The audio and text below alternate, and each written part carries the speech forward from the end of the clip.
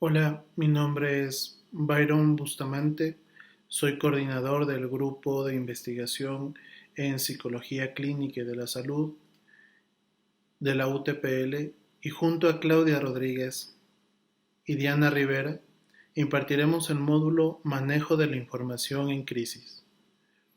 En este módulo abordaremos los siguientes contenidos: la ética en el manejo de la información, el portavoz en tiempos de crisis, las etapas para dar malas noticias, el manejo del rumor, las fake news o noticias falsas y el uso de redes sociales y competencias digitales.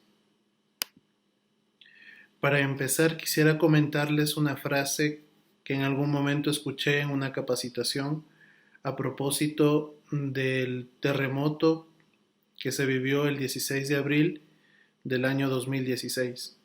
Hicimos una capacitación como esta y uno de los capacitadores dijo esto: siempre se ha dicho que la información es un poder, pero en una crisis la información puede ser la diferencia entre la vida y la muerte. Esto lo dijo Alfredo Guijarro en el año 2016 en esa capacitación. Y tiene mucha razón. Y el psicólogo es partícipe de recolectar información que es importante, pero también a través de su palabra decir información que para el resto de personas es vital, porque puede llegar en un momento en el que la persona se encuentra en un estado de crisis. El primer tema a tratar dentro del módulo es la ética en el manejo de la información. Hemos querido empezar este módulo hablando sobre algunos principios o recordando algunos principios que seguro ustedes como estudiantes de último año o profesionales de la psicología ya lo saben. Pero hemos seleccionado de los principios éticos de la APA algunos que tienen que ver con la labor que realizarán, que es la teleasistencia. Primero, hay un principio relacionado a los servicios en casos de emergencia. Este principio dice que la atención a individuos no se encuentra disponible en ciertos casos cuando suceden emergencias como la que estamos viviendo actualmente, y que el psicólogo, aunque no haya obtenido las competencias, puede tener una licencia para poder actuar con esa persona, porque el mal mayor en este caso es que esa persona se quede sin ninguna atención. Esto es permitido en momentos de emergencia como el actual, en el cual tenemos que desarrollar algunas competencias que nos permitan suplir aquellos recursos que el sistema como tal no puede abastecer actualmente. Pero también lo que dice este principio es que estas actuaciones tienen un tiempo de duración. Por ejemplo, si ustedes siguen este curso y acreditan para actuar como voluntarios dentro del proceso de teleasistencia, no quiere decir que lo pueden seguir haciendo después de la emergencia. Quiere decir que al terminar la emergencia y si no son profesionales, pues deben dejar de dar este servicio, porque el sistema ya lo podría hacer por su propia cuenta. Entonces ese es un punto muy importante a tener en cuenta. Siguiente punto, el consentimiento informado. En los procesos de teleatención, generalmente cuando un psicólogo conduce una investigación, cuando un psicólogo presta algún servicio de evaluación, de terapia, de counseling, a través de cualquier medio, incluidos los medios electrónicos o digitales, debe obtener un consentimiento informado en el cual a la persona le explique el servicio que va a dar y le explique en una forma, con un lenguaje muy acorde al nivel académico de esa persona. Es muy importante que se deje claro que van a haber algunas excepciones que deben estar debidamente autorizadas por los reglamentos o las leyes de cada país. pero en el nuestro es muy importante para participar de cualquier proceso de evaluación o de counseling, que sería en este caso el proceso de contención emocional o de primeros auxilios psicológicos, que se tenga el consentimiento de la persona para poder efectuar este proceso. Más aún cuando existen personas que son legalmente incapaces de dar el consentimiento legal. Ahí se sugiere al menos 4 cosas. Primero, proveer una explicación adecuada. ¿Qué es lo que queremos hacer? Segundo, procurar el acuerdo del individuo. Puede ser un adolescente, no está facultado para dar su consentimiento, pero sin embargo, no podemos hacer ninguna intervención que no sea bajo su consentimiento, que esta persona esté dispuesto a ser evaluado o que esté dispuesto a recibir el proceso de contención emocional que le vamos a ofrecer. Además, es importante que el psicólogo considere las preferencias y los mejores intereses de esta persona. No vamos a imponer algo que a él no le interesa, sino que vamos a actuar en función de responder a aquellas dudas o aquellas necesidades que en ese momento a esa persona se le están planteando.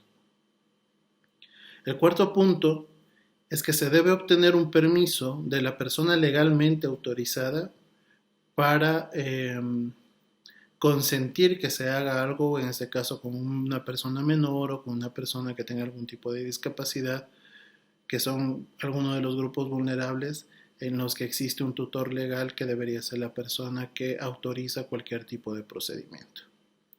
Entonces recordemos, hay cierta autorización para que en casos de emergencia podamos actuar, aunque no tengamos todas las competencias, pero eso no significa que no debamos prepararnos como lo que están haciendo ustedes en este curso. Y que un proceso de teleasistencia también implica procesos de petición y aceptación a través de un consentimiento informado, que en este caso es de tipo verbal. Otra cosa importante a tener en cuenta es la confidencialidad, que también se aplica a la teleatención. ¿Sí? Sigue siendo estos preceptos del Código de Ética de la APA.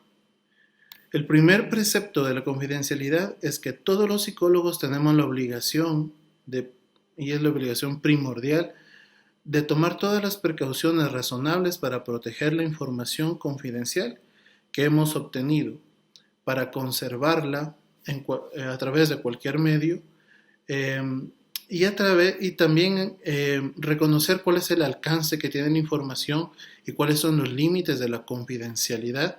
Hay que informar eso a nuestro usuario.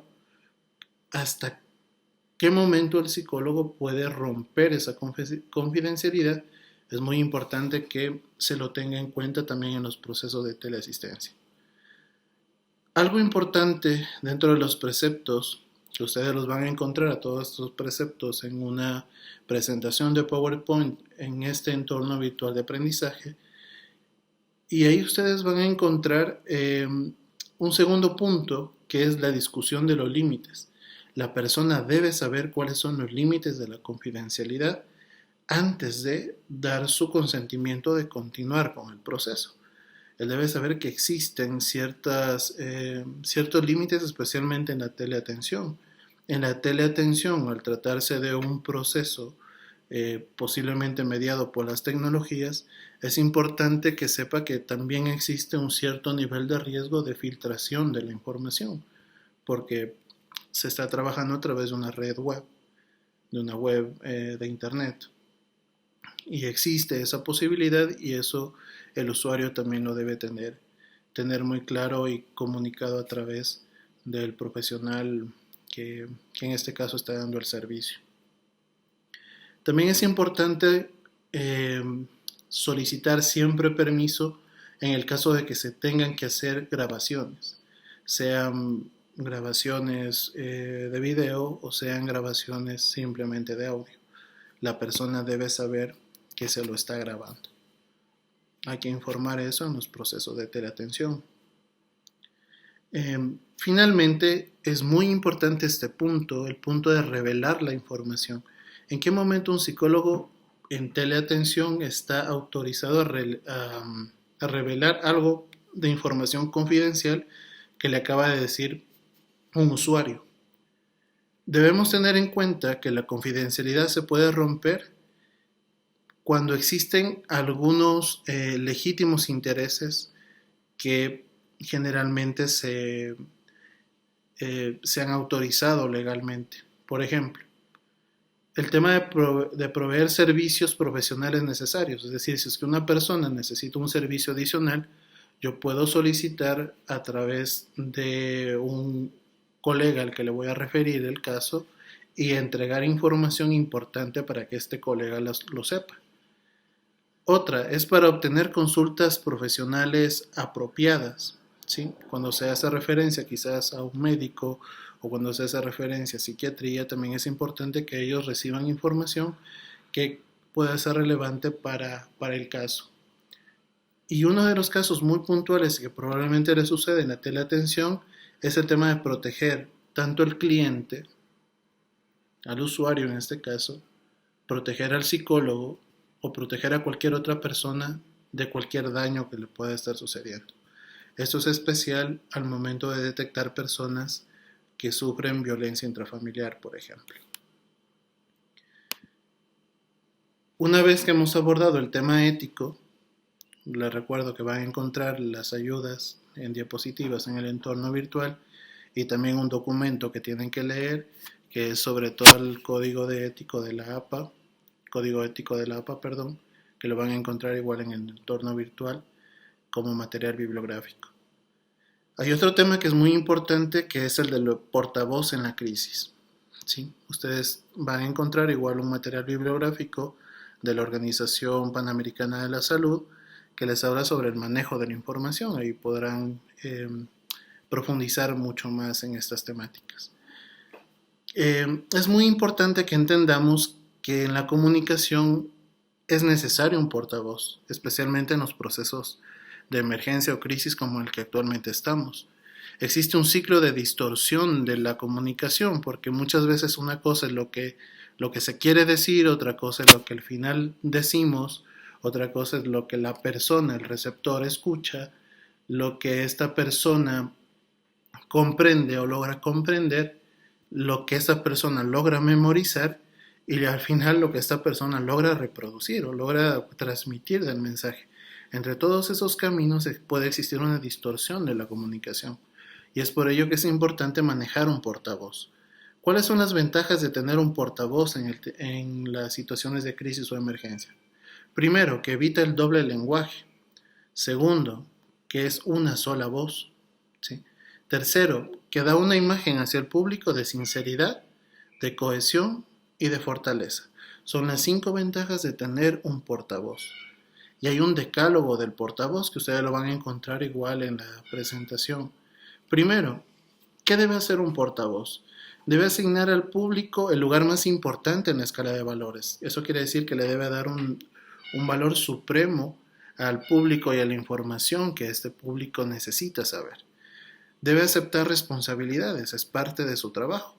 Debe ser honrado, sin tratar de esconder los hechos ni engañar. No debe decir la palabra sin comentarios, porque esto deja al público con una idea de culpabilidad por parte del portavoz o de que intenta ocultar información. Otra parte del decálogo o la quinta regla del decálogo es que se debe nombrar siempre a uno solo. No pueden existir muchos portavoces. Es importante que se defina a uno solo. Se debe también definir un solo lugar como el centro en donde se reúnen para enviar la información. Se debe obtener información continuamente de los medios de comunicación y se debe ofrecer continuamente a ellos una retroalimentación, es decir, el portavoz debe ser accesible, debe estar permanentemente siendo accesible hacia las personas que necesitan información. Además, esta persona debe hacer un seguimiento de las noticias y de las solicitudes de información por los diversos medios que están, es su principal función. Y también debe ser aquella persona que se pone en contacto con los diversos públicos objetivos en el tiempo de crisis. ¿Sí? Ahora, ¿cuál es la función que tiene una persona de teleasistencia? Recoger la información principalmente de los portavoces, porque es la información oficial que deberá transmitir para evitar que se generen rumores o para evitar que se generen malos entendidos al momento de transmitir la información oficial sobre lo que está sucediendo en esta crisis o en cualquier otra. Una vez abordado el tema del portavoz, vamos al último tema que me compete, que es las etapas para dar malas noticias. En la teleasistencia probablemente ustedes se enfrentarán a esta situación, al hecho de tener que hablar sobre situaciones complejas, como por ejemplo la muerte de alguien. Hay 5 etapas para dar malas noticias. La primera etapa es prepararnos para empezar. Eso quiere decir que usted debe informarse a detalle de lo que está sucediendo, incluso debe preparar un guión con ideas claves y debe evitar 5 miedos. El primer miedo es el miedo a causar dolor, porque muchas veces cuando se dan malas noticias eso es algo inevitable. Debe evitar el miedo a ser culpado, porque usted no es responsable de la situación, usted transmite lo que ha sucedido. El miedo a lo desconocido, porque muchas veces se enfrentará por primera vez a dar una noticia de este tipo. Hay un miedo por empatía, porque usted sabe lo que va a sentir probablemente esa persona. Y hay un miedo a decir no lo sé. Hay muchas cosas que a lo mejor de ese hecho no sepamos y es importante que esta palabra se la diga. Si algo usted no sabe, no se lo invente. Simplemente diga no lo sé. La segunda etapa es que usted debe empezar a descubrir qué sabe la persona o el usuario que se ha contactado con usted.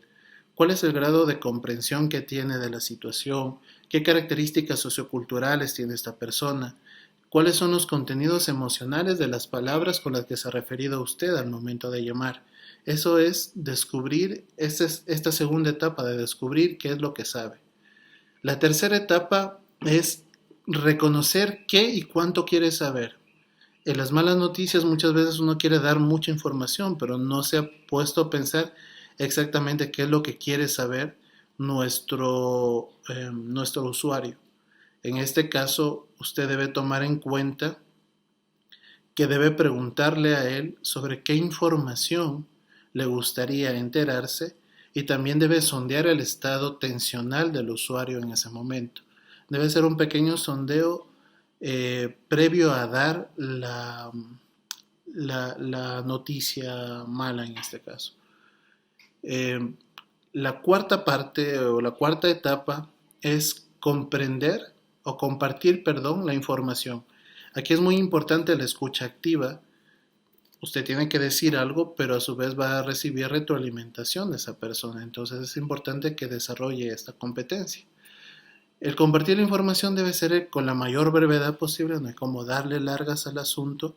Debe demostrar interés y paciencia y seguridad mientras está hablando con el usuario en ese momento, aunque no lo esté viendo.